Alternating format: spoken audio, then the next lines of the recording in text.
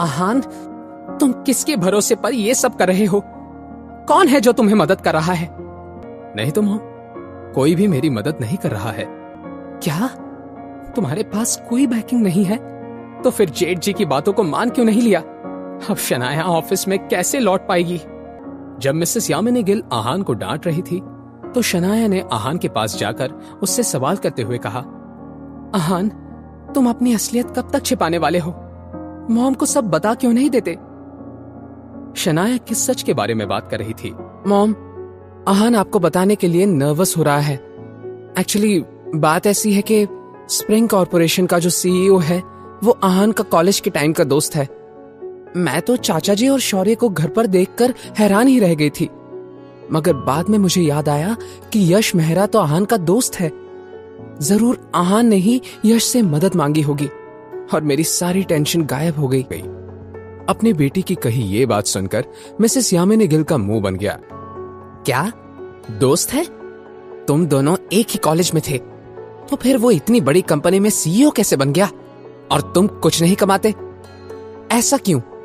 वैसे अगर तुम दोनों इतने पुराने दोस्त हो तो वो तुम्हारी मदद क्यों कर रहा है? जी, वो कॉलेज के दिनों में मैंने उसकी थोड़ी मदद कर दी थी, बस इसी वजह से हम पक्के दोस्त हैं। मॉम, आप परेशान मत होइए, उसने मुझसे वादा किया है, सब सही हो जाएगा।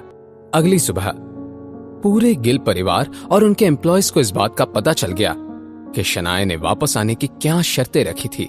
डोर बेल बजने लगी। मिसेस यामिनी गिल ने दरवाजा खोला, मगर जब उन्होंने देखा कि दरवाजे पर खुद आनंद गिल खड़े थे, उनके साथ नीरज गिल, शौर्य, शगुन और उसके पापा प्रकाश गिल भी मौजूद थे। जैसे ही आनंद गिल ने घर के अंदर अपने कदम रखे, वो एक एक करके सबकी तरफ देखने लगा। तभी मिसेस यामिनी गिल ने आनंद गिल के पैर छूकर कहा, पापा जी, आप कैसे हैं? क्या मैं आपके लिए चाय बना दूं?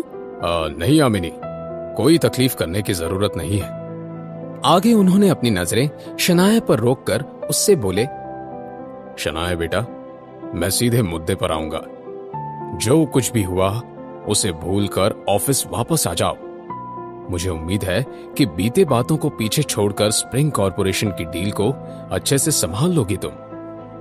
अब जब उन्होंने इतना कहा था तो शनाया मना करके रूड नहीं दिखना चाहती थी, इसलिए उसने अपने दादाजी की बात पर हामी भर दी।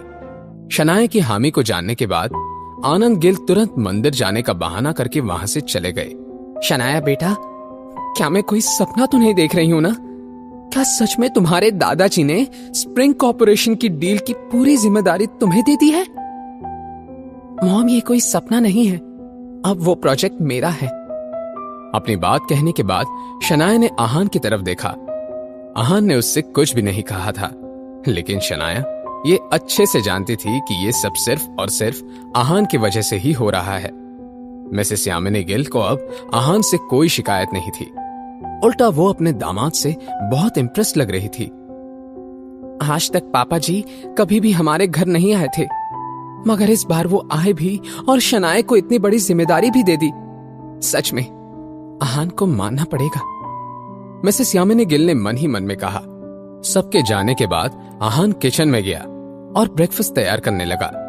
शनाया सीधे स्प्रिंग कॉर्पोरेशन के ऑफिस गई और यश मेहरा के साथ मीटिंग के बाद इस डील पर उसने काम ऑफिशियली शुरू कर दिया। 2 दिनों के बाद आनंद गिल ने इस डील से मिलने का सेलिब्रेशन करने के लिए एक बड़ी सी पार्टी का ऑर्गेनाइजेशन किया। इस पार्टी के दरमियान पूरे शिमला शहर के सामने इस बात का अनाउंसमेंट किया गया कि शनाया गिल को स्प्रिंग कॉर्पोरेशन का प्रोजेक्ट हेड बनाया गया है। इस पार्टी की वजह से शनाया कई लोगों के अटेंशन का शिकार बन गई थी। ये बात बाहर आ गई कि शनाया की 3 साल पहले ही शादी हो गई थी। कुछ लोग आहान को गोल्ड डिगर कह के बुला रहे थे, तो कुछ लोगों के लिए वो बहुत ही लकी इंसान था। शनाया ने छुट्टी ले ली और सुबह सुबह वो आहान के कमरे में आ गई। आहान अपने रूम में कॉफी पीते हुए न्यूज़पेपर पढ़ रहा था।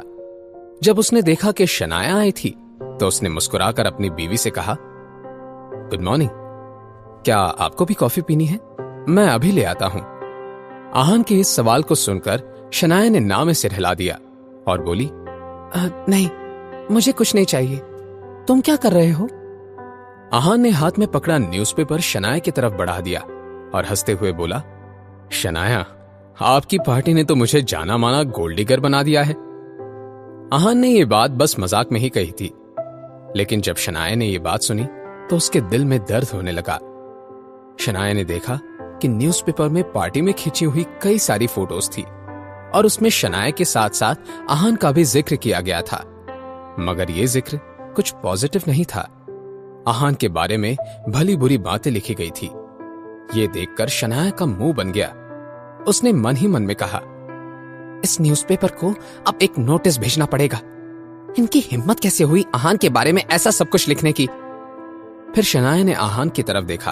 आहान, आई एम सॉरी, ये सब मेरी वजह से हो रहा है। सच में ये मीडिया वाले तो बस राई का पहाड़ बनाने का मौका ढूंढते हैं, लेकिन ट्रस्ट मी, मैं ये सब ठीक कर दूंगी। शनाया, आप बिना वजह परेशान हो रही हैं। मुझे इस सब से कोई प्रॉब्लम नहीं है। आपको इतना ज्यादा सोचने की कोई जरूरत नहीं है। अब आपके कंधों पर काम की बड़ी जिम्मेदारी भी है, इसलिए आप मेरी फिक्र करना छोड़ दीजिए, ठीक है? शनाया को यह जानकर बहुत राहत मिली कि उसके हस्बैंड को उसकी कितनी चिंता थी, तो इसके लिए शनाया ने आहान की तरफ देखकर हां में सिर हिला दिया। शनाया को याद आया कि वो आहान से मिलने क्यों आई थी।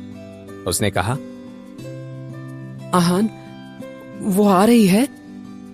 क्या शनाया के दिल में आहान के लिए फीलिंग्स पैदा हो रही थी? कौन आ रहा था? क्या इस इंसान के आने से आहान की मुसीबतें बढ़ने वाली थी? जानने के लिए सुनते रहिए पॉकेट FM।